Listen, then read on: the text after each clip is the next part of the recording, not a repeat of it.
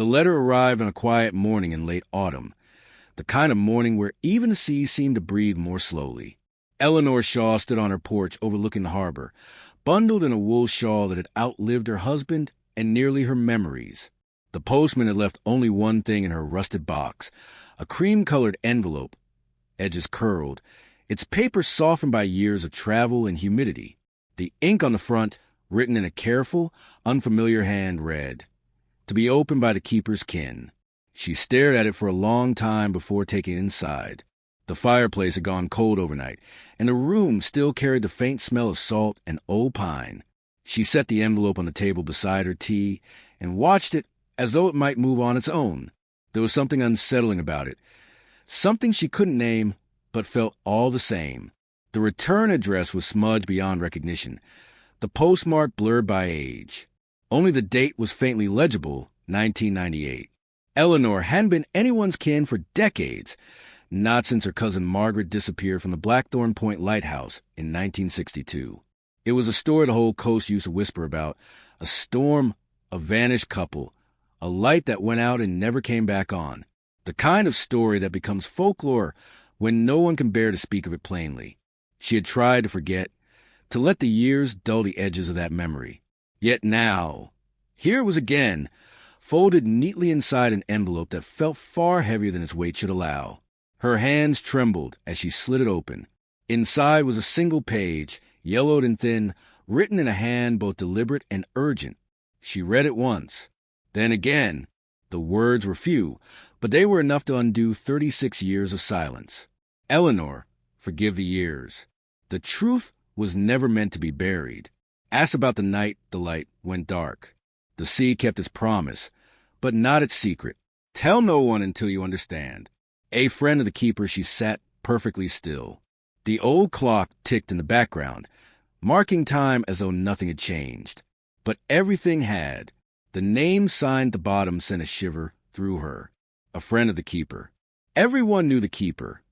Thomas Hale, Margaret's husband, whose life revolved around that isolated tower on the cliff. But no one in all the years of speculation and searching had ever mentioned friend. Outside, the wind shifted, bringing with it the sound of gulls and the low, endless hum of the sea. Eleanor rose and went to the window. From there, she could just make out the silhouette of Blackthorn Point, a dark tooth of land jutting into gray water. The lighthouse had long been decommissioned, its glass cracked, its light extinguished. Locals said it was haunted, though Eleanor never liked that word. Haunted implied that the past could come back. She knew better. It never really left. She folded the letter and held it against her chest. There was something both intimate and cruel about it, as though the sender had reached across time to stir the ashes of a fire that had almost gone cold. Why now? Why after so long? Eleanor found herself remembering small details she had tried to bury. Margaret's laugh, Thomas's quiet manner, the smell of oil and seawater when they came to visit on holidays. She remembered the last postcard Margaret had sent, with a simple line beneath the picture of the lighthouse. "The sea has been restless lately." That was mailed 2 weeks before she vanished.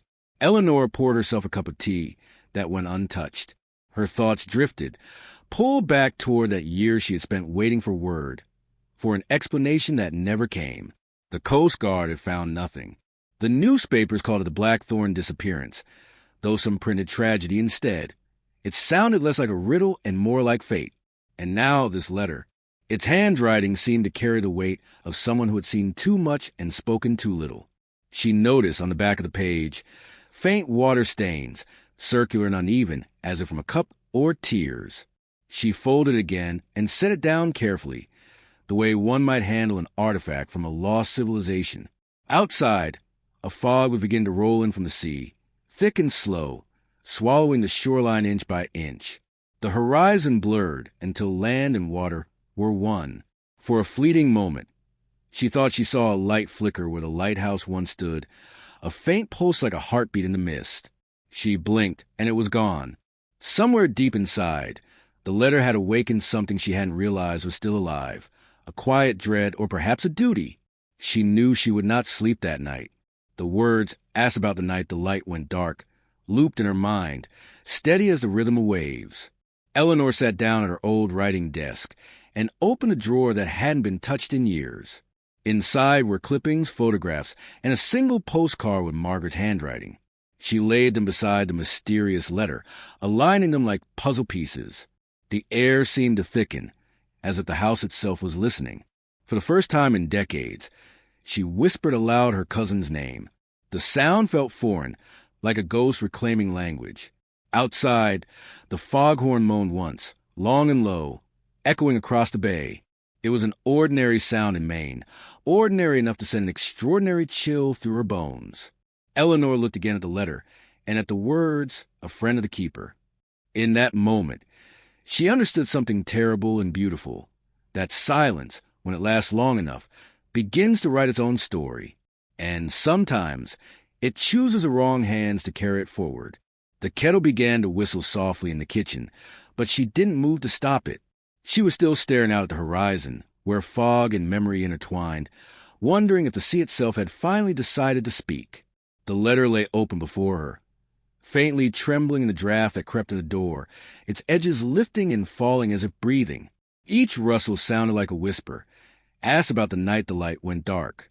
And though she did not yet know it, that whisper would pull her and everyone connected to that old lighthouse back into the depths of a mystery the sea had tried, for nearly 40 years, to keep buried beneath its waves. The lighthouse on Blackthorn Point had always seemed to stand outside of time. It rose from the granite cliffs like a bone of the earth itself. Whitewashed stone battered by salt and wind, the lantern room crowned in iron that rusted red under the constant assault of sea air. To reach it, one had to cross 3 miles of rough coastal track, then a narrow bridge of rock that disappeared entirely during storms. It was a place the locals respected from afar, a monument to solitude and duty. Few ever visited, and those who did rarely forgot it. In the spring of 1960, Thomas Hale accepted the post of lighthouse keeper. He was 38 then, a quiet man who had spent most of his youth working merchant ships up and down the Atlantic. He came to Blackthorn not for adventure, but for stillness. His wife, Margaret, followed him with a kind of brave devotion that astonished the people of Winter Harbor. She had been a schoolteacher once, fond of books and music, and though she feared isolation, she believed that a quieter life might heal something unspoken in her husband. They arrived in April, the fog still thick from winter, the sea a color somewhere between slate and steel. The quarters inside the lighthouse were simple. 2 rooms stacked above the equipment level, a kitchen barely large enough for 2, and a narrow stair curling upward like a spine. Margaret set about making it livable. She hung lace curtains, placed flowers in glass jars, and brought her old upright piano, though it had to be lifted to the island by crane from a supply ship. When she played at night, the music carried out across the water, thin and haunting, like a lullaby meant for no one. At first, life on Blackthorn Point followed a rhythm both predictable and soothing. Mornings began with the sound of gulls, the hiss of the generator, the ritual of checking oil levels and polishing the great lens. Margaret tended to a small garden of herbs near the southern wall, where the wind was gentler. Thomas kept meticulous logs, temperature, visibility, barometric pressure, and notes on passing ships. His handwriting was neat, his tone measured. He treated the sea the way one treats a formidable neighbor, with courtesy, never with trust. But as summer waned into fall, small disturbances began to unsettle the calm. Some nights, the radio crackled with voices that faded too quickly to be traced. Once, Thomas reported a ship's light moving oddly close to the rocks, only for it to vanish when he looked again. Margaret laughed it off, but she too started noticing odd things. The faint sound of footsteps outside after midnight, a tapping on the glass that stopped when she turned the light toward it. Still, life went on. Supplies came once a month by boat, bringing letters, newspapers, and the rare human face. The couple had grown accustomed to speaking softly, as if the vastness around them required it. In photograph from that first year, they look almost serene, Thomas in his wool cap and coat, staring into the distance, Margaret at her piano, her hair pinned neatly, a candle flickering nearby. They seemed untouched by time, by fear, by anything at all. And yet, there were cracks forming beneath that peace. Thomas had started waking in the night, drenched in sweat, claiming he'd heard the foghorn when it hadn't sounded. Sometimes he would go outside in his night clothes, staring out into mist as though waiting for something or someone to appear. Margaret wrote to her cousin, Eleanor, once that autumn. The nights feel longer here. He doesn't sleep much anymore. The sea seems to talk to him. That letter was never answered. By winter, storms came heavier, and the isolation grew more pronounced. The sea froze in a thin glaze near the rocks, and the sky remained a dull pewter for days on end. Margaret kept the piano as her only companion when Thomas worked through the night. She played hymns, folk songs, even fragments of her own composition. But sometimes, midway through a piece, she would stop, her fingers suspended above the keys, listening. She swore she could hear another note answering her from somewhere below, faint, echoing through the hollow metal of the lighthouse, as if another piano were playing deep beneath the waves. Thomas noticed her unease, but said little. He'd grown thinner, his eyes shadowed from lack of rest. His logbook from that winter became less methodical, more scattered. Where he once recorded measurements, he now scribbled thoughts. Strange lights near horizon again, not the trawlers. Margaret says she saw a man walking on the rocks. Impossible. The sea is speaking louder lately. When spring returned, the couple's letters to the mainland became fewer. The supply men remarked that Margaret looked pale, withdrawn. Thomas seemed distracted, sometimes irritable. And though no one said aloud, there was a sense that something had changed between them. Not anger, but distance, like two people sharing the same silence for different reasons. Still, there were good days. On calm afternoons, they would sit outside the tower, sharing tea, watching seals on the rocks. Margaret took photographs with her old Kodak, one of Thomas fixing the lamp, another of the view toward the cliffs, where the sea met the horizon in endless motion. She seemed to be trying to capture stillness, as if freezing the world in an image might keep it from slipping away. One evening, a dense fog rolled in early, thicker than usual. Thomas climbed to the lantern room to keep watch while Margaret played downstairs. He noted later in his log that he saw a faint light moving to the fog, a lantern, perhaps, or a ship far off course. But what unsettled him wasn't the light itself. It was the rhythm. It blinked 3 times, paused, then blinked once more like a signal. When he blinked back the fog from his eyes, the light was gone. He wrote nothing further that night.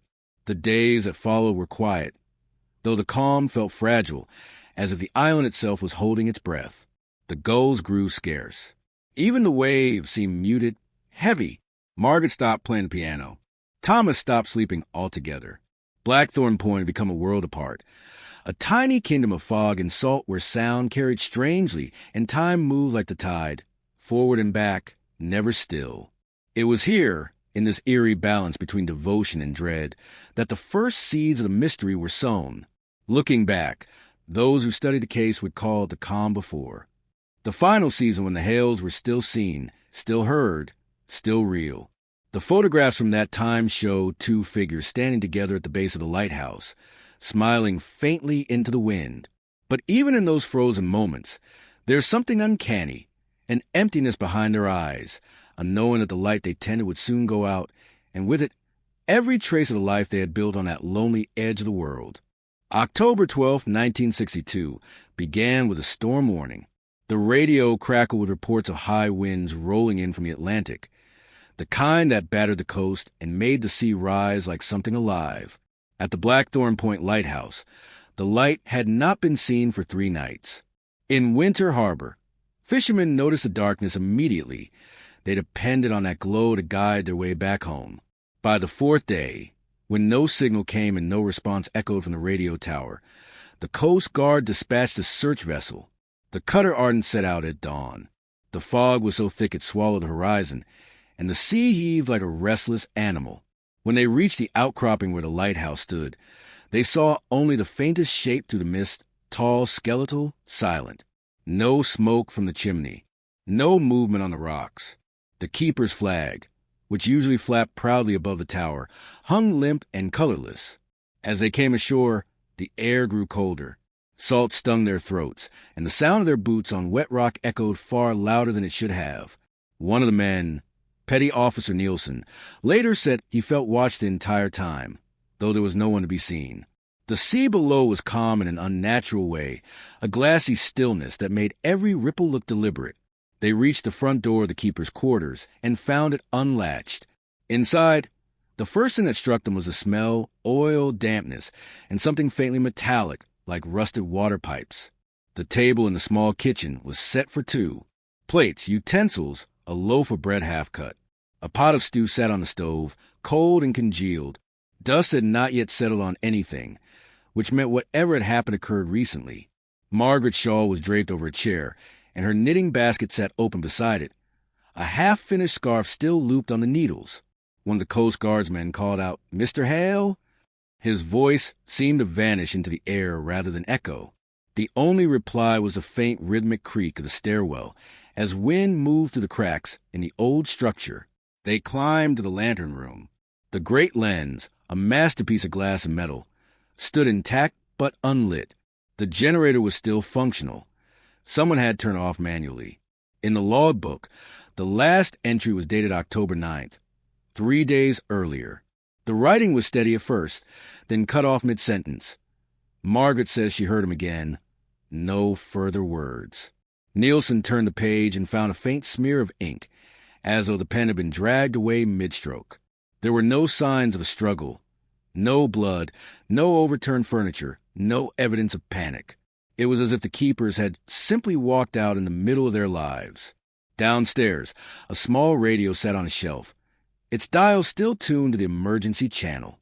The batteries had died, but the microphone cord was stretched taut, dangling from the table as though someone had yanked it suddenly. Outside the window, the fog pressed against the glass like a living thing. The men began a full sweep of the island. The supply shed was untouched. The small boat tied to the jetty was gone, but the rope had not been cut. It had been untied carefully, deliberately. The footprints near the dock were confusing. 2 sets, possibly 3, though the tides had washed them into soft impressions. One trail led toward the cliff edge, another away from it. At the base of the cliffs, the surf was strangely calm, only whispering against the rocks. There were no bodies, no wreckage, no broken pieces of the missing rowboat. The only sign of life they found was a single footprint, half erased by the tide, leading away from the sea toward the inland trees that lined the upper ridge. But on Blackthorn Point, there was nowhere inland to go. Beyond the tower was only rock, lichen and steep drops into the water. The investigation that followed grew larger by the hour. 2 more ships arrived that afternoon, and by nightfall, the lighthouse and its surroundings were swarming with men in heavy coats and flashlights. The beams cut through fog like knives, revealing only fragments.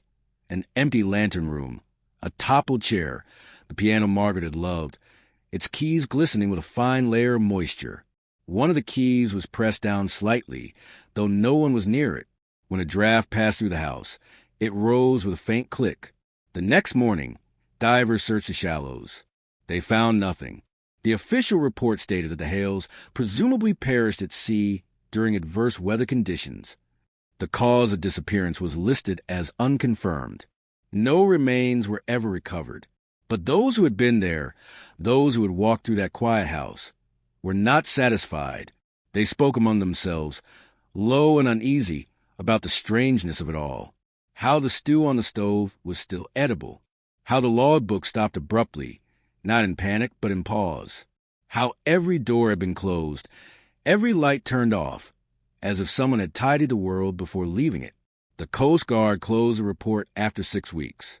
The lighthouse was deemed unsafe and decommissioned. The light that had once swept over the bay every night for 40 years was extinguished permanently, replaced by a buoy light offshore. The island was left to the birds and the fog. In Winter Harbor, the gossip began immediately. Some said Thomas had gone mad, that isolation had driven him to violence. Others insisted a wave had swept them both out to sea. A few, mostly the old fishermen, muttered about something else. The Watcher of the Deep, a local legend about a figure seen near the cliffs during storms. The papers dismissed it as superstition, but people remember what the search crew had found. The lone footprint facing inland, where no path existed. Months passed, and the story faded from headlines, replaced by newer tragedies. Yet the silence around Blackthorn Point deepened. No one wanted to take the post again. Supply crews who passed the island reported strange flickers of light in the tower at night, as though the lamp had been lit for a moment and then snuffed out. A few claimed to hear a piano faintly through the fog, a melody that ended too abruptly to be real. Officially, the case was closed. But privately, the men who'd entered the lighthouse that day could never forget the feeling of it, the eerie neatness, the way the air seemed heavier inside than out. One of them, years later, told a grandson, "It wasn't what we found that haunted us. It was what we didn't." By winter, the storms returned, stronger than before. The sea erased the last traces of human presence from the island. The footprints, the garden, the path to the dock. Only the tower remained, hollow and mute, a sentinel to something no one could name. And somewhere in the small town that had once watched its light, a few still swore that on certain nights, when the fog was thick and the wind perfectly still, they could see the lantern flicker just once, 3 short flashes and a pause, like a signal from the other side of silence. Winter Harbor was a kind of town that looked like it had been carved from the weather itself, gray shingles, white fences bleached by salt, and streets that curve along the harbor like veins of memory. The sea was never far, not even in dreams. Every window seemed to face it. Every life depended on it. But after the autumn of 1962, the town stopped looking toward the horizon. The Blackthorn Point Lighthouse, once its silent guardian, had become something else entirely, a place people turned their eyes away from. In the months following the Hale's disappearance, the conversations in Winter Harbor grew hushed. The locals gathered in the diner by the wharf or the church steps after service, lowering their voices when the topic drifted toward the lighthouse. "Such a shame," they'd say. "God rest them." But underneath those polite murmurs was something sharper. Fear, curiosity, guilt. Everyone had a theory, and no two matched. Some said Thomas had lost his mind. Isolation could do that. They reasoned. The winters were long, the nights endless. Maybe he'd gone out during the storm and taken Margaret with him, or perhaps she'd tried to flee and he'd followed. Others claimed the couple had planned their vanishing, that they'd boarded a passing ship under cover of fog, leaving behind their names like old coats. But the sea doesn't return what it keeps, and no ship ever reported taking passengers near Blackthorn Point. The newspaper, the Winter Harbor Gazette, printed its final article on the case in late November. Lighthouse mystery unsolved. Search ends without answers. The story ran beside advertisements for winter coats and a church bake sale. The final line read, "Officials conclude the keepers were lost to the elements." But in private, no one truly believed that. The Hales had been good people, steady, devoted, too cautious for recklessness. Something about the story simply didn't fit. By Christmas, the fog rolled thicker than anyone could remember. Boats avoided the stretch of water around the point altogether. Children made up dares. "Look at the lighthouse for 10 seconds after midnight," they'd whisper, "and you'll see her waving." Others claimed to have heard piano notes drifting across the bay, faint but distinct. The grown-ups laughed it off in daylight, but when storms rolled in at night, more than a few drew their curtains tight. The following spring, the Coast Guard offered a position of lighthouse keeper to a young man from Portland. He arrived, looked at the place for less than an hour, and refused. "There's something wrong with the air there," he told the harbor master. After that, no one else applied. The government shut the light officially in 1964, citing structural decay. Locals knew better. It was fear that sealed it. Over time, the stories began to change. Each retelling warped the fact a little more, like driftwood reshaped by tide and time.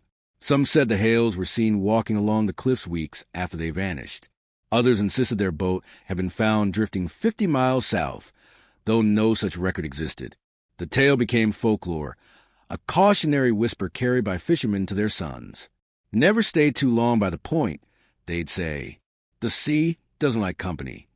Yet not all dismissed the story as myth. A few old sailors spoke of lights seen out there on moonless nights, faint and rhythmic, as if someone were still tending the beam. A retired postal worker claimed he delivered letters addressed to the lighthouse for years afterward. Each one returned, unopened, stamped "no recipient found." As the years passed, memory itself began to corrode. New families moved in, new faces filled the pews, and the tragedy turned into a kind of local ghost story. Something told a tourist when the fog rolled in thick and conversation ran thin. But for those who had known the Hales personally, silence became the only way to live with it.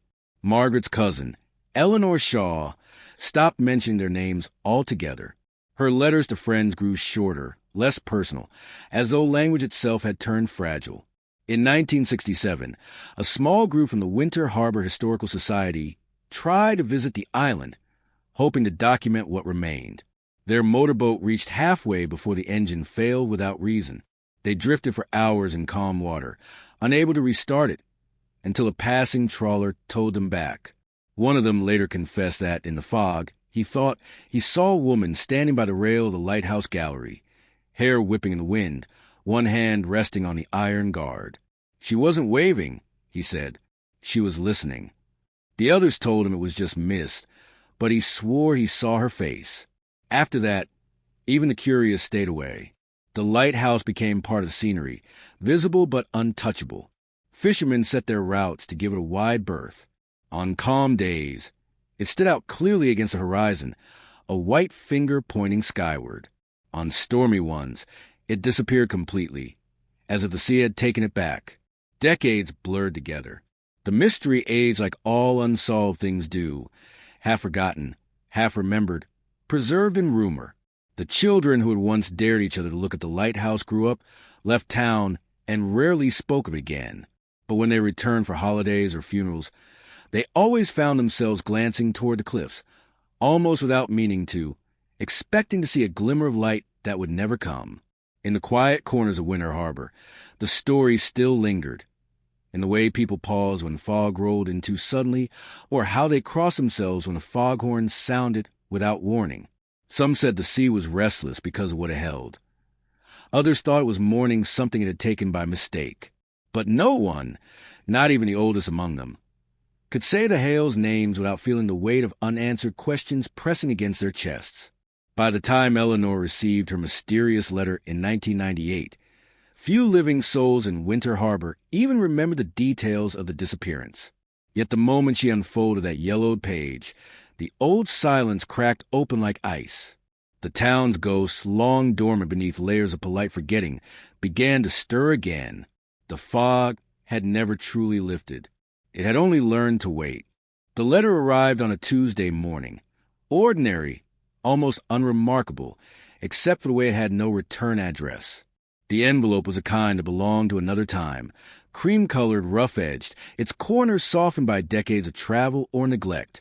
The ink on the postmark was nearly faded, a ghost of blue stamped with a date that made no sense. October 1962.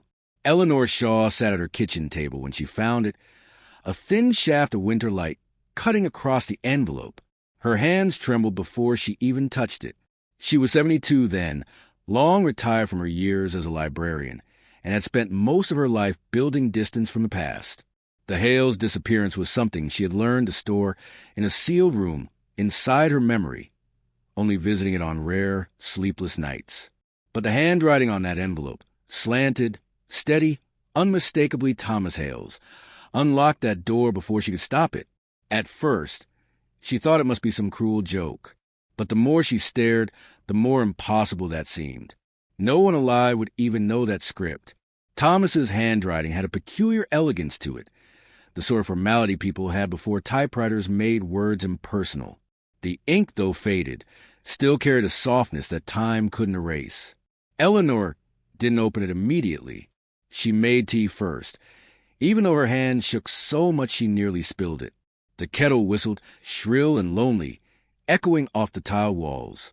When she finally sat again, she traced the envelope's edge with a finger, feeling a faint wax residue where a seal might once have been. Then, with a breath that came out uneven, she tore it open. The paper inside was thin and brittle, its folds crisp with age. The scent of salt clung to it, as though it had traveled not through the postal system, but through the sea itself. The letter was short, written in the same hand that had once sent her Christmas cards, years before everything went wrong. It read, "Eleanor, if this reaches you, it means I was right. The light must stay lit, no matter what they say. She's not gone. None of them are. Don't come for us. Thomas. That was all. No explanation, no farewell, just those chilling lines that seemed to hum with something unsaid. For a long time, Eleanor sat frozen. The words blurred as her eyes filled, not from grief but from confusion, disbelief, a sense of dread so old it felt newly born. How could a letter written in 1962 arrive now, 36 years later, unstamped by time? She checked the postmark again, holding it under the lamp. The ink was unmistakably dated October 29th, 1962, 2 days after the Hales had vanished. But the seal on the envelope was modern, the kind used by the Postal Service only in recent decades. Someone or something had touched this letter long after Thomas's disappearance. Eleanor called the post office that afternoon, her voice thin and careful. The clerk on duty, a young man unfamiliar with the town's history, looked up the tracking code and frowned. "There's no record, ma'am," he said. "This wasn't sent through us. Not recently, anyway. Could be an old letter someone remailed. But the barcode's wrong for that era. It doesn't match any system we've ever used." That night, she couldn't sleep. She laid the letter on her nightstand, but every time she closed her eyes, she saw the words again. She's not gone. The phrase pulsed like a heartbeat. Around midnight, she got up and placed a letter inside a book of local history she'd helped compile years ago, between the pages covering the 1962 storm and the lighthouse's closure. She pressed it there as if trying to trap something inside. But the next morning, she found the book open on the table, the letter unfolded, waiting. No one else had been in the house. The town's postmaster came by later that week after hearing rumors of the letter from the dead. In small towns, news travels faster than weather. He brought an old delivery log from 1962, brittle pages filled with careful handwriting. There, under Blackthorn Point light, the last recorded entry, delivered, October 28, 1962. Addressee, T. Hale. Signature, M. Hale. The next day's entry was blank. Eleanor traced the faint signature of her cousin Margaret, wondering what she might have signed for that day. A parcel? A letter? A message she'd never gotten a chance to answer? Over the following weeks, more peculiar things began to happen. The local library received a package addressed simply to the keeper's family. Inside were 3 photographs of the lighthouse, undated, black and white, each showing the building from a slightly different angle. In the last one, a figure stood near the railing, its shape indistinct but human, its head turned toward the camera. The library staff dismissed it as an old prank, but one clerk swore she heard faint humming when she touched the envelope, like a melody played to the paper itself. Meanwhile, Eleanor started to dream again. Always the same image. Standing at the foot of cliffs, the lighthouse flickering like a pulse, the sea whispering her name. In those dreams, she could never move closer, but she could hear Margaret's voice faintly, calling for help, always just out of reach. The letter remained on her table for months, as if it refused to be forgotten. Sometimes she thought about destroying it, burning it to stop whatever strange gravity it carried. But she couldn't bring herself to do it. "If this reaches you, it means I was right," Thomas had written, and part of her needed to know what he'd been right about. By spring, curiosity overcame fear. Eleanor decided to take the ferry to the mainland archives, hoping to find any records, maintenance logs, Coast Guard notes, anything, that might explain what happened that autumn. But the trip never happened. On the morning she was to leave, a storm swept in from the sea, sudden and fierce. It was the first storm of that size in decades, tearing through the coast like a ghost of the past reclaiming its place. As thunder rolled over Winter Harbor, Eleanor stood by her window and watched the horizon disappear beneath a wall of gray. Somewhere out there, she thought, was the lighthouse, still standing, perhaps still waiting. The letter lay on the sill beside her, its edges fluttering in the draft. When lightning struck for a brief, blinding second, she could have sworn she saw something glimmer in the distance, a single, flickering light where the lighthouse should have been dark for more than 30 years. And for the first time since 1962, Eleanor whispered aloud the names she'd spent a lifetime avoiding. Thomas, Margaret. The sea didn't answer, but the fog outside seemed to move closer. For days after the storm, Winter Harbor seemed suspended between silence and rumor. The wind had uprooted trees, pulled shingles from roofs, and flooded the harbor road. But what people couldn't stop whispering about wasn't the damage. It was the light. Several townspeople swore they'd seen it during the tempest, a faint beam cutting through the rain, sweeping across the bay exactly as it had when the Blackthorn Point Lighthouse still lived. Old Captain Brewer, who'd spent his life on those waters, said he was certain. It was her light, he muttered over coffee at the diner, hands trembling around the mug. You don't forget the rhythm of a beacon like that. 2 seconds on, 3 off. The same pattern from 62. His voice broke when he said it, as though the past had suddenly become too close to bear. Eleanor heard the same talk everywhere she went. At the grocery store, the post office, even at church. People spoke softly, like the words themselves might summon something. But beneath the awe was unease. The light had appeared during the storm's worst moment, when visibility should have been 0. And then, as dawn came and the sea stilled, it was gone again. She couldn't stop thinking about it. That night, she laid out the photographs from the library's mysterious package. She'd studied them countless times, memorizing every angle, every ripple in the sea. But now she noticed something she hadn't before. In the third photo, the one showing a blurred figure near the gallery rail, she saw, faintly in the window below, a reflection. It was small and ghost-like, but the angle of the light in that reflection matched the rhythm Captain Brewer had described. 2 seconds bright, 3 seconds dim. It wasn't an accident of exposure. It was a pattern. The discovery shook her. How could a reflection of a working light exist in a photograph of a lighthouse that had gone dark decades ago? Unless the photo itself had been taken before the disappearance. But that couldn't be true either. The angle of the shoreline had changed over the years. It looked more eroded, as if the picture had been taken long after 1962. She turned the photo over. There was writing in faint pencil. The light endures. Her hands trembled as she held it. It was the same slanted handwriting from the letter, the same Thomas Hale. That night, she made a decision she had avoided for 36 years. She would go to Blackthorn Point. The island lay less than 2 miles offshore, but it might as well have been another world. No ferry had gone there since the lighthouse was decommissioned, and locals treated the place like cursed ground. Yet, when Eleanor asked around quietly, she found a fisherman willing to take her, an old friend of her late husband's named Frank Caro. He agreed reluctantly, his tone halfway between pity and fear. "I'll take you close," he said, "but I'm not setting foot on that rock. You want to land there, you do it yourself."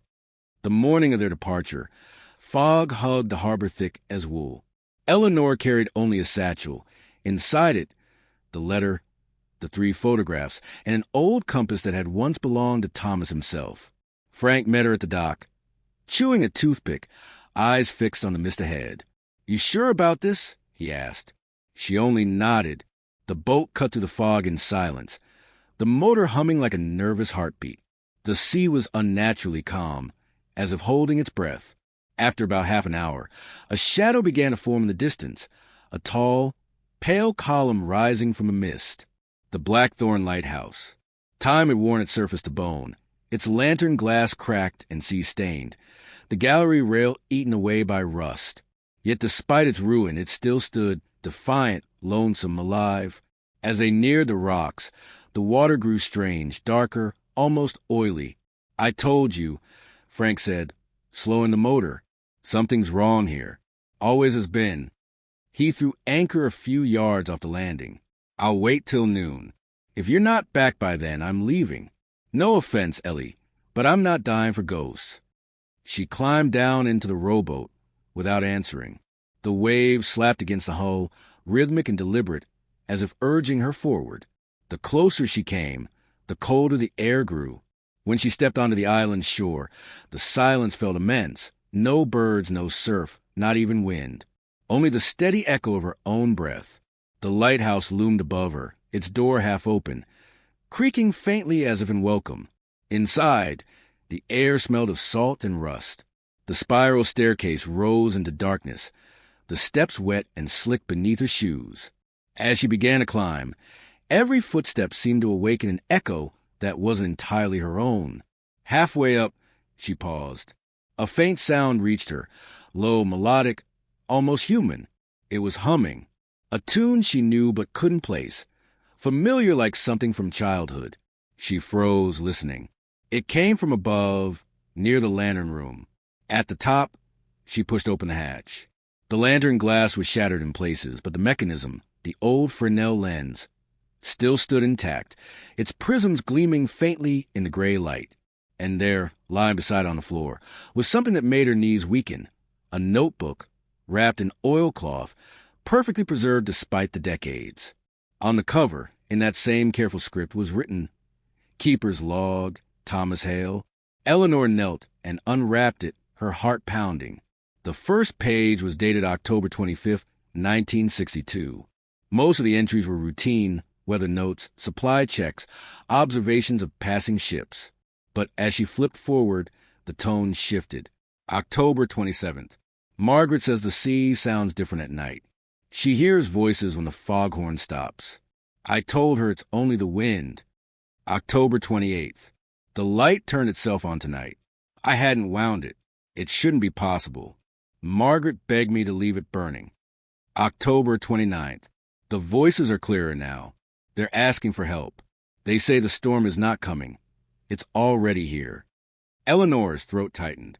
The last entry filled the entire page, written in a trembling hand. If anyone finds this, keep the light burning. It isn't for the ships. It's for the souls. Below the entry was something smeared and unreadable, a stain that might have been ink or something else. Her hands shook as she closed the logbook. Outside, the wind began to rise, whispering to the broken glass. Then faintly, from the cliff below, came the sound of footsteps crunching on stone. She froze. "Frank," she called out. No reply. The footsteps stopped. The air went still. And then, from the spiral staircase below, came a voice she hadn't heard in 36 years. Soft, steady, unmistakable. "Eleanor." The sound was calm, but it carried to the tower like the toll of a bell. Her breath caught. She turned toward the stairs, but there was no one there. Only the echo of her name fading into the dark. When she looked back toward the lantern glass, a dim light flickered once, twice, then glowed steady. The lighthouse had come alive again. And for the first time since 1962, Winter Harbor saw the beam cut across the sea. 2 seconds on, 3 off. The exact rhythm Thomas Hale had once kept. For a long time, Eleanor could only stand there, frozen in the lantern room as the light pulsed around her. 2 seconds bright, 3 seconds dim, just as it had in the old days. The rhythmic glow painted her face in alternating bands of gold and shadow, like time itself was breathing through her.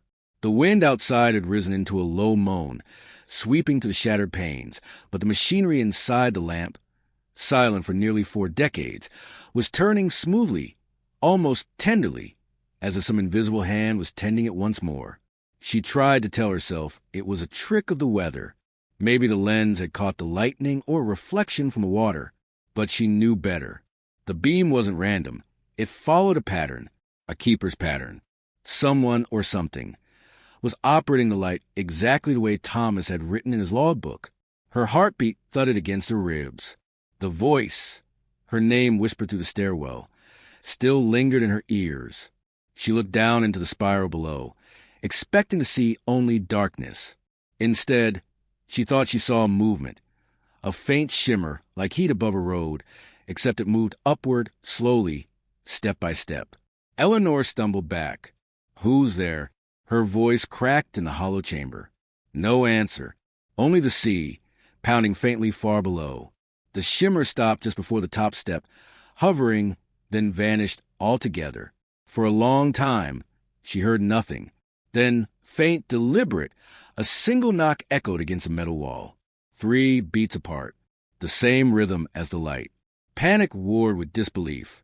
She turned toward the logbook again, flipping through the pages as if searching for sense in Thomas's final words.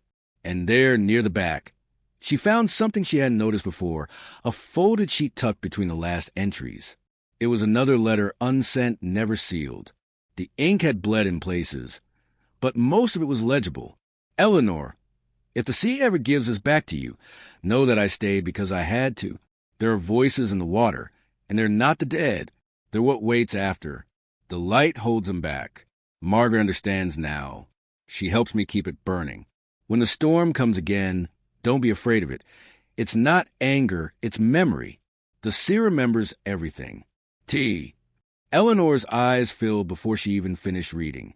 Margaret helps me keep it burning. The words pulsed through her like a heartbeat. Suddenly, from the corner of the lantern room, a faint glimmer appeared, soft, wavering, shaped like the outline of a woman. The figure was turned toward the sea, her hair moving as if caught in an unseen wind. Eleanor's throat tightened. "Margaret," she whispered. The figure didn't turn, but she lifted her hand, just slightly, like a gesture of reassurance or farewell, and then dissolved into the glow. The beam of the lighthouse brightened sharply, flooding the room with white light. Eleanor covered her eyes, but through her fingers she could see faint shapes swirling in the glow. Faces, maybe, or a fragment of memory, like film reels spooling out a lens. She saw the storm of 62, rain thrashing against the glass, Thomas holding the door against the wind, Margaret shouting something she couldn't hear. She saw waves climbing the cliffs higher than they ever should have, saw the lantern room glow bright one last time before everything went dark. Then, abruptly, silence. When the light dimmed again, the room was empty. Only the logbook and letter remained, resting beside her. Her pulse slowed. She didn't know how long she'd stood there, before realizing the stairs were no longer silent. She could hear the faint sound of water dripping. Not from rain. These were heavier drops, echoing up the metal spiral like a clock counting down. She descended slowly, clutching the logbook to her chest. The air grew colder the lower she went, and with each step, the walls seemed to close in. When she reached the base, she stopped dead. The door she'd entered through was open, but beyond it was no longer daylight. The fog had thickened to near black. The shoreline was gone. The sea itself was still, perfectly still, stretching outward like glass. Her rowboat, the one Frank had left her, was missing. She stepped to the threshold, tried to see through the mist. "Frank," she called, her voice trembling. Nothing, only the echo of her own words coming back, warped, as if spoken by someone else. Then came another sound, low, rhythmic, almost like breathing. The sea. But it wasn't the normal crash and retreat of waves. It was a single, endless inhale. The water was rising. Eleanor backed into the lighthouse, her mind racing. She looked up the stairs again, half expecting the light to fade. But it didn't. It burned steady, pulsing its steady code. The sound of the sea's breathing grew louder, closer. And then she heard it. Music. The faint piano melody she'd dreamed about for years. It was coming from the water itself. Notes rising through the fog like voices half-drowned. Something moved in the mist outside. Shapes, faint but human, walking along the surface of the water as if the sea had become solid ground. She saw them approach the base of the lighthouse. Dozens of them, maybe more, none distinct, none fully visible. Just shadows formed of light and salt. The air thickened with the scent of brine. Eleanor's knees weakened, but she couldn't move. The figure stopped just short of the door, as if waiting for permission to enter. The light above flickered once, briefly faltered, then steadied again. She understood then, somehow, what Thomas had meant. The light wasn't only for ships. It wasn't meant to warn sailors of rocks or storms. It was a boundary, a barrier between this world and whatever lay within the deep. And for the first time, Eleanor felt not fear, but an aching, unbearable compassion. Those shadows in the mist weren't reaching to harm. They were reaching to be remembered. She raised a logbook, her voice unsteady but clear. "You're not forgotten," she said aloud. "Not any of you." The fog shuddered, as though the sea itself exhaled. The shapes began to dissolve, one by one, their outlines softening into streaks of light that rose into the air before fading completely. The piano notes slowed, the melody resolving into silence. The light flickered again, once, twice, and then went dark. For a few moments, all was still. Eleanor's breath came in shallow gasps. her eyes searching the blackness above. Then, just as she thought it was over, she heard one final whisper close to her ear. "Thank you." The voice was unmistakably Margaret's. Eleanor sank to her knees, tears slipping down her cheeks. When she looked up again, the fog had lifted slightly. Through it, she saw dawn breaking over the sea, a fragile, golden light touching the waves. The world felt changed, quieter somehow. The air no longer carried that electric tension that had always surrounded Blackthorn Point. For the first time in decades, the island felt empty, truly empty, not haunted, but released. Eleanor stood, wiped her eyes, and looked out over the calm horizon. The rowboat had returned, drifting gently against the rocks. She turned back once more toward the tower. The glass of the lantern room caught the morning sun, throwing one last reflection across the sea. For a brief, trembling second, she thought she saw two figures standing there, Thomas and Margaret, side by side, facing the dawn. Then the light shifted, and they were gone. Eleanor pressed a logbook to her chest, whispered a quiet goodbye, and began the slow climb back down to the shore. The beam that had once haunted Winter Harbor had finally gone still, but in her heart, something else had ignited, a knowing that some silences are not emptiness. They are peace hard-won. When Eleanor returned to the mainland that afternoon, the world looked the same, but something in its texture had changed. The sea was calm, impossibly calm, as if it too was catching its breath after holding something back for decades. The moment she stepped onto the pier, Frank was there waiting, eyes wide with disbelief. "You're alive," he said, his voice cracking between relief and accusation. "You were gone near half a day. The fog swallowed the whole damn island, then poof, just lifted. I was about to call the Coast Guard." Eleanor didn't answer right away. Her face was pale, her clothes damp with salt, and her fingers clutched the oilcloth-wrapped logbook like it was the only thing keeping her grounded. She simply nodded once and said softly, "The light was burning again." Frank blinked. "What are you talking about? That light's been dead since the 60s. I saw nothing but dark." She looked back toward the sea. The horizon was empty now, innocent and wide, the lighthouse nothing more than a faint tooth of stone against the gray. "You wouldn't have seen it," she said. "It wasn't meant for you." Frank didn't press. Something in her voice, something ancient, quiet, certain, told him to leave it alone. He only helped her into the truck, drove her home in silence, and when she thanked him at her door, he said only, "You should burn that book, Ellie. Let sleeping things stay buried." But Eleanor knew she couldn't. That night, she placed the logbook on her kitchen table under the lamplight and began to read it from the beginning. Each page was a time capsule, written in Thomas's neat, deliberate hand. It began like any keeper's record, tide charts, wind speed, maintenance reports. Then, gradually, it descended into something else, something that blurred the line between duty and obsession. The light faltered again tonight. "I don't understand it. I service the gears twice this week. Margaret says she hears the beam hum when I sleep. I've stopped telling her she's wrong." The waves moved strangely after midnight, as if something beneath them is breathing. The gulls don't come near anymore. Eleanor would understand if she were here. She always believed the sea was alive. As she read, Eleanor could feel the isolation of that place wrapping around her again. She could see her cousin's delicate handwriting in the margins, Margaret's notes, short and frightened. "He's talking to them now." He says they listen. Then, near the back, a section written in a different ink, darker, almost etched into the page with pressure. "They asked for the light to stay on. They said it keeps the others away. The storm isn't weather. It's them trying to come through. The light is the only thing that keeps the door shut." Eleanor's breath caught. She looked out the window, half expecting to see fog rolling in, but the night was still, only the sound of crickets and a faint breeze through the trees. She turned another page. "We thought the sea took lives. We were wrong. It holds them. It remembers every face that falls into it. And sometimes when the world forgets, it tries to give them back." The words sank into her bones like cold water. For the first time, she understood why the lighthouse had always felt alive, why it had haunted the town even after the light went dark. It wasn't the tragedy that lingered. It was memory itself. By the time she reached the last entry, the clock read past midnight.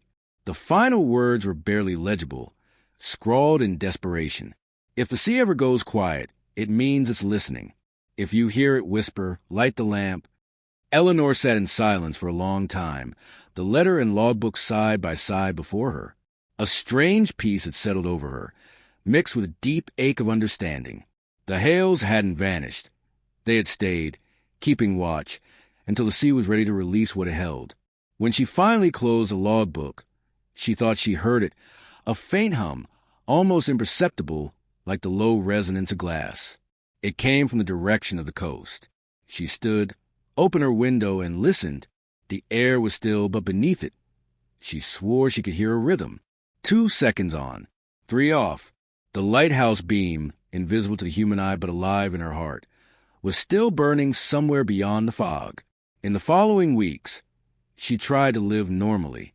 She gardened, wrote letters to her nieces, attended church. But something in her had changed. She found herself drawn to the cliffs again, walking the old path above the harbor at dusk, staring out toward the point. She never spoke of what she'd seen, but locals noticed her habit of stopping mid-walk, tilted her head slightly, as if listening to something distant. Some evenings, she'd bring the logbook with her and sit by the railing, reading aloud the entries in a calm, measured tone.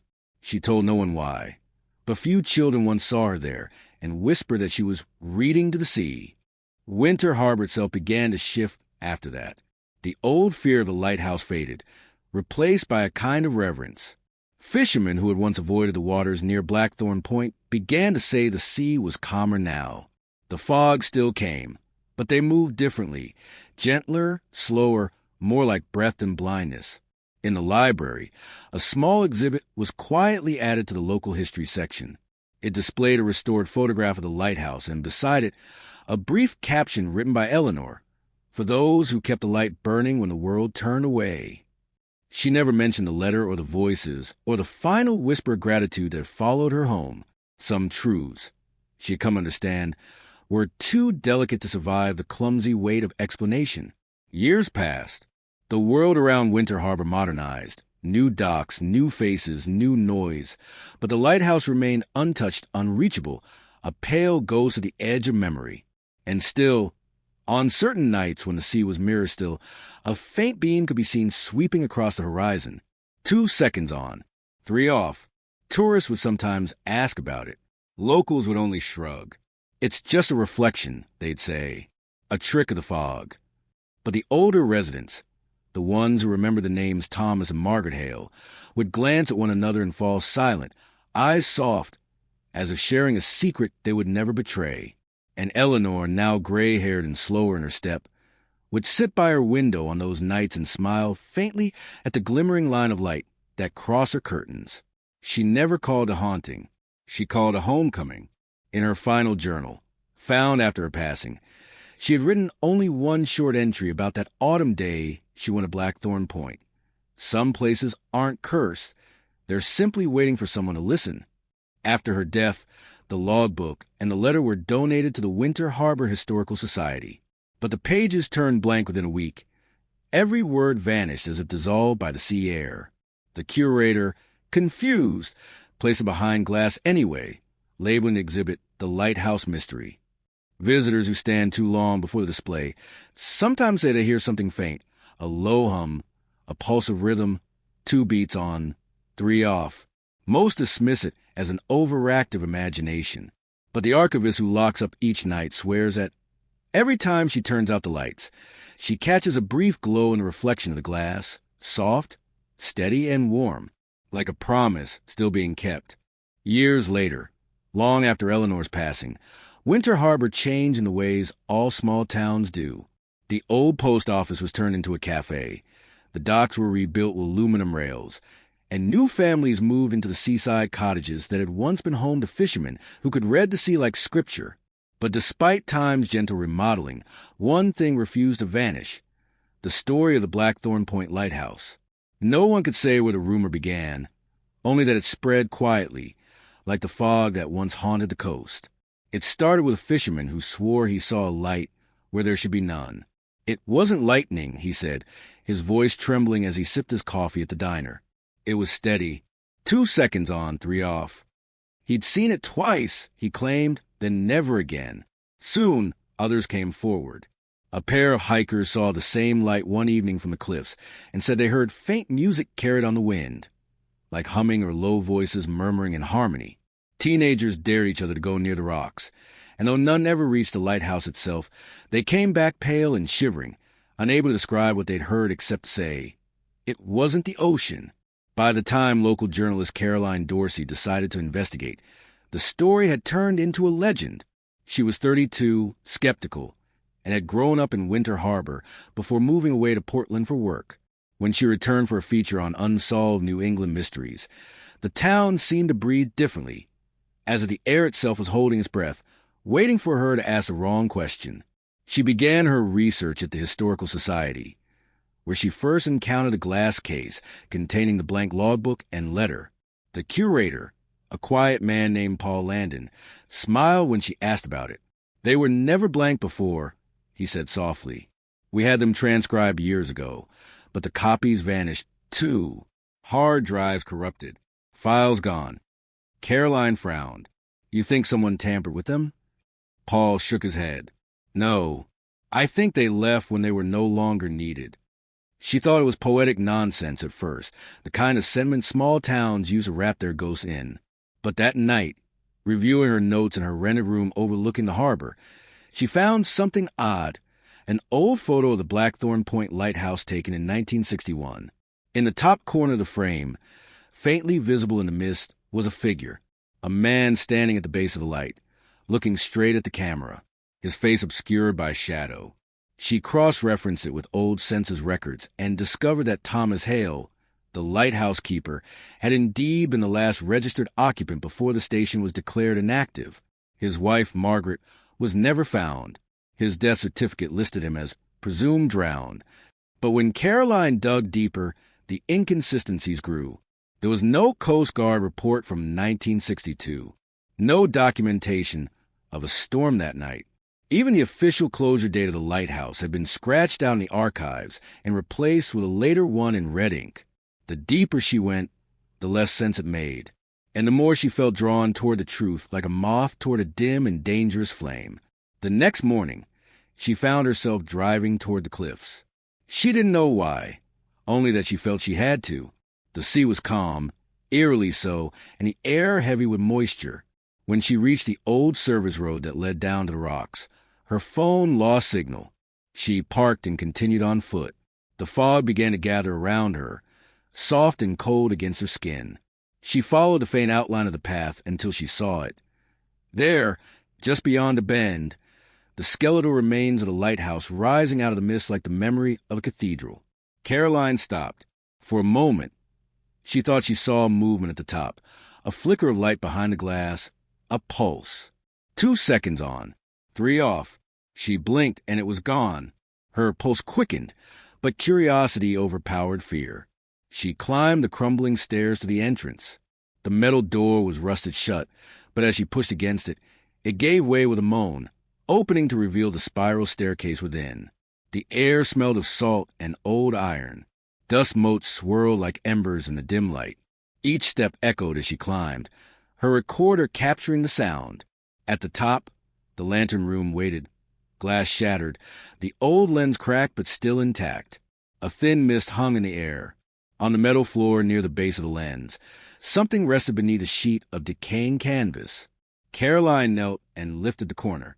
Underneath lay a weathered oil lamp, its wick blackened but whole, and beside it, a small envelope, sealed with wax that had melted and reformed countless times. Her heart pounded. The envelope was addressed simply, "To whoever keeps watch." She hesitated only a moment before breaking the seal. Inside was a single sheet of paper, yellow but dry. The handwriting was delicate, wavering, almost like a voice caught between worlds. "If you've come here, the light has called you. It does not choose without reason. We stayed because no one else could bear the silence. If you hear them, do not fear them. They are only echoes waiting to be answered. Keep the lamp lit, not for the lost, but for the living. At the bottom was a name. Eleanor Wright. Caroline froze.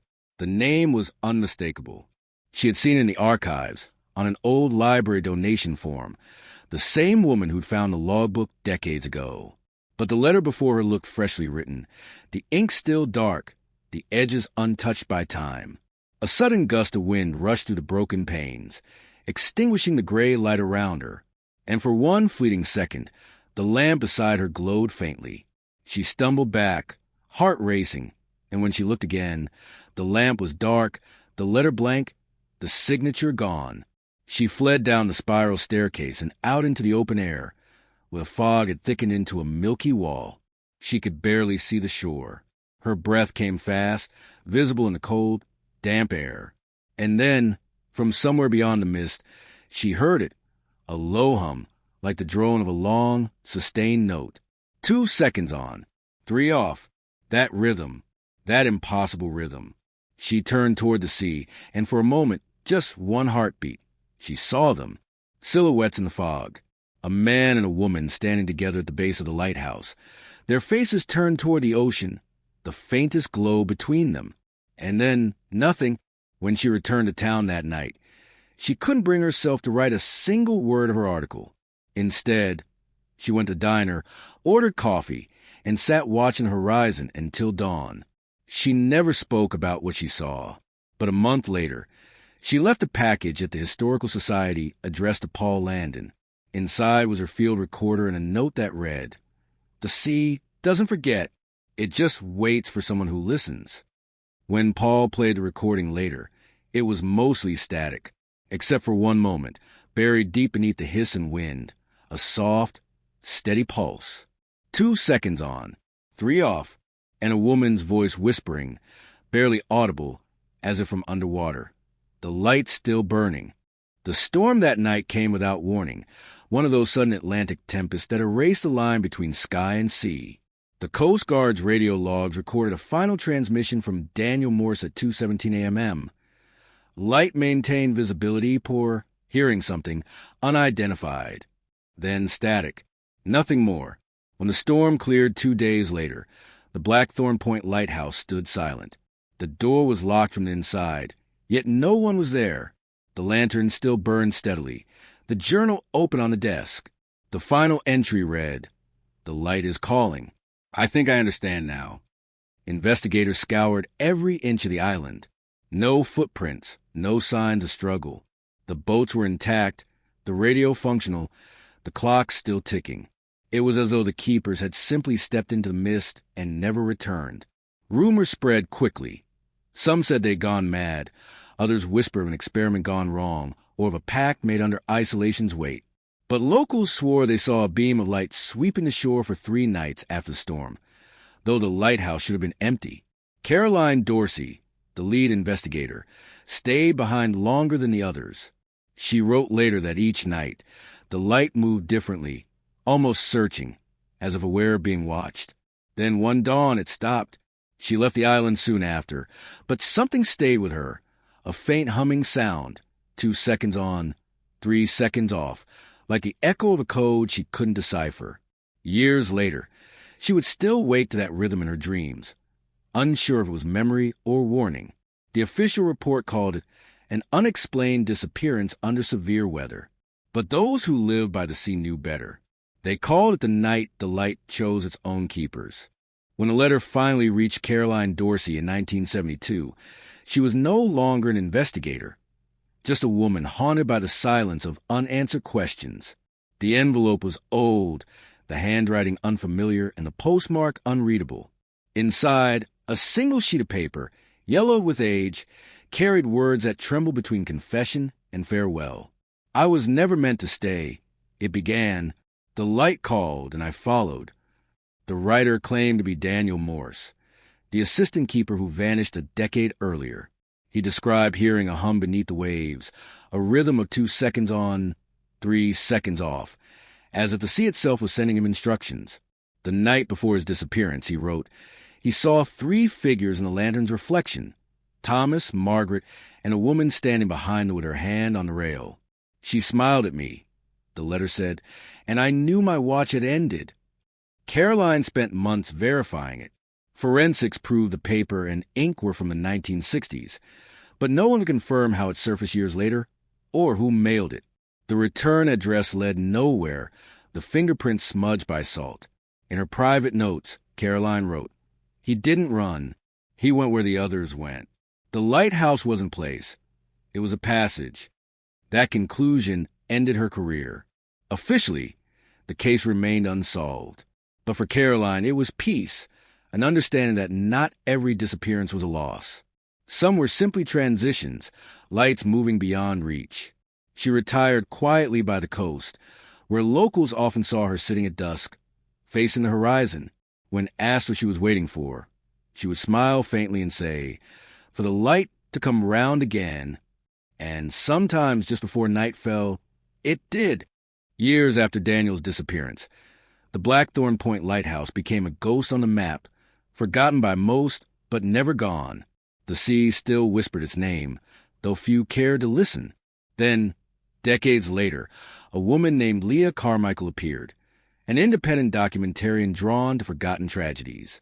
When she discovered the story of the 1962 Maine lighthouse mystery, she felt a pull she couldn't explain. Leah arrived in Winter Harbor with her cameras, expecting skepticism, but found only quiet acceptance, as though the townsfolk already knew she would come. An elderly woman, Martha Hale, the last living relative of the lighthouse keepers, told her softly, "The sea doesn't speak to those who seek answers. It speaks to those who wait." One foggy night, Leah took her boat toward the coordinates where the lighthouse once stood. Her instruments flickered, the compass spun, and then, through the mist, she saw it. The tower, whole and glowing as if time had never touched it. On the balcony stood three figures, Thomas, Margaret, and Eleanor, watching her in silence. Their faces were unreadable, but their presence radiated peace. As the beam of light swept across the water, they vanished, leaving only the hum of the sea. Leah returned to shore at dawn. Her footage was blank, her recordings corrupted. Still, she wasn't afraid. She understood the mystery was never meant to be solved, only honored. Months later, her film ended with a single line over an empty horizon. Some lights guide ships home. Others remind the lost they were never alone. That night, the Coast Guard received a faint signal. 2 seconds on, 3 off. Then a woman's voice whispered. Light kept, silence kept. All is well. No one traced it. Some said the sea was simply remembering